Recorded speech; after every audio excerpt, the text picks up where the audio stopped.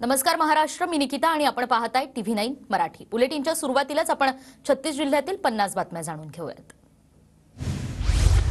वंचित बहुजन आघाडीच्या उमेदवार हितेश मांडावी यांनी दाखल केला नामांकन अर्ज। मांडावी यांना गडचिरोली चिमूर लोकसभा मतदारसंघासाठी उमेदवारी।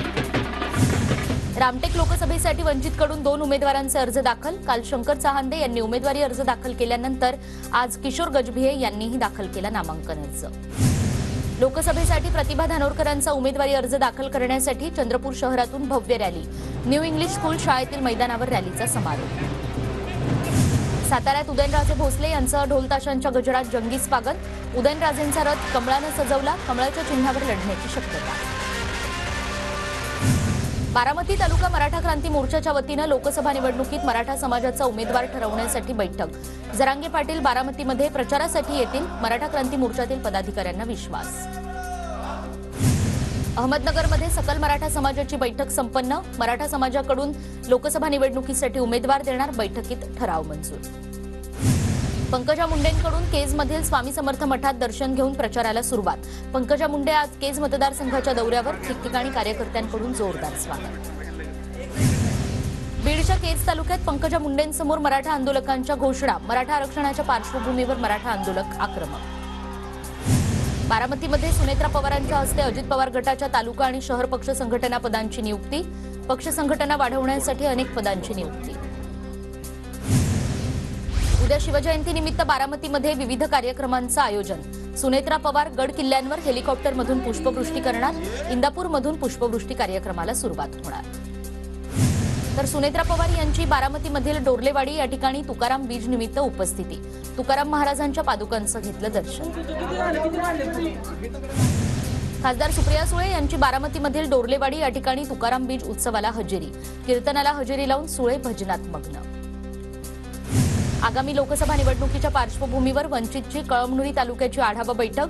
बैठकीत इच्छुक उमेदवार डॉक्टर बी डी चव्हाण यांनी कार्यकर्त्यांना कामाला लागण्याचे दिले आदेश।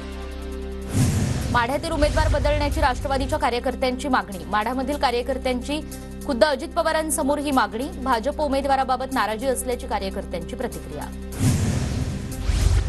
धैर्यशील मोहितेंचा पवारांसोबतचा पोस्टर व्हायरल। माढा लोकसभेचा खासदार कोण हे जनता ठरवेल, लावा ताकद, माढा लोकसभा आपलीच, असं लिहिलेले पोस्टर व्हायरल।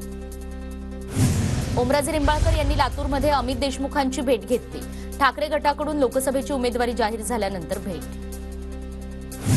पारनेर दौऱ्यादरम्यान सुजय विखेंची निलेश लंकेंवर अप्रत्यक्ष टीका। शोले चित्रपटातील उदाहरण देत विखेंचा लंकेंना टोला। मित्रामध्ये अवगुण असतानाही अमिताभ बच्चन धर्मेंद्रबद्दल बोलतो, सुजय विखेंची टीका। पुण्याच्या मुळशीतील म्हाळुंगे गावातील सूर्यमुखी मंदिराचं नाव मतदार यादीमध्ये आल्यानं चर्चा रंगली। मंदिरातील गणपतीला सुद्धा निवडणूक आयोगानं मतदानाचा अधिकार दिल्याची गमतीशीर पोस्ट व्हायरल। परभणी लोकसभा मतदारसंघातील 6 विधानसभा मतदारसंघात यंदा 1,37,000 नवीन मतदार पहिल्यांदा मतदान करणार। परभणी लोकसभेत एकूण 21,16,704 मतदार। रत्नागिरी सिंधुदुर्ग मतदारसंघात 14,38,471 एकूण मतदार, त्यापैकी 13,763 मतदार पहिल्यांदाच मतदानाचा हक्क बजावणार। नंदुरबार लोकसभा निवडणुकीच्या पार्श्वभूमीवर मतदारांकडून उमेदवाराकडून घोषणांचा पाऊस। सिंचन, शेती आणि आरोग्याच्या विषयांवर घोषणा। नंदुरबार जिल्ह्यातील जवळपास 9,000 मतदार घरूनच मतदान करणार। वयोवृद्ध आणि विकलांग नागरिकांना फायदा होणार। धुळे लोकसभा मतदारसंघातील उमेदवार सुभाष भामरेंच्या प्रचारार्थ सिंधी बांधवांकडून सिंधी भाषेत गाणं लॉन्च। भामरेंकडून नागरिकांच्या गाठीभेटी घेण्यास सुरुवात। धुळ्याच्या शिंदखेडा मतदारसंघातील 169 बूथवर कॅमेरे बसवणार। जिल्हाधिकारी महेश जमदाडे यांची माहिती। जळगाव जिल्ह्यात एसबीआयच्या शाखांमध्ये कंत्राटी सुरक्षा रक्षकांना नियमानुसार वेतन दिलं जात नसल्याचा स्वाभिमानीचा आरोप। स्वाभिमानी शेतकरी संघटनेचे डॉक्टर विवेक सोनवणे यांच्या तक्रारीची प्रशासनाकडून दखल। लातूर जिल्ह्यातील शिरूर अनंतपाळ तालुक्यात पाणी टंचाई। उष्णता वाढू लागल्यानं फळबागा सुकण्यास सुरुवात। फळबागा वाचवण्यासाठी शेतकऱ्यांचे प्रयत्न।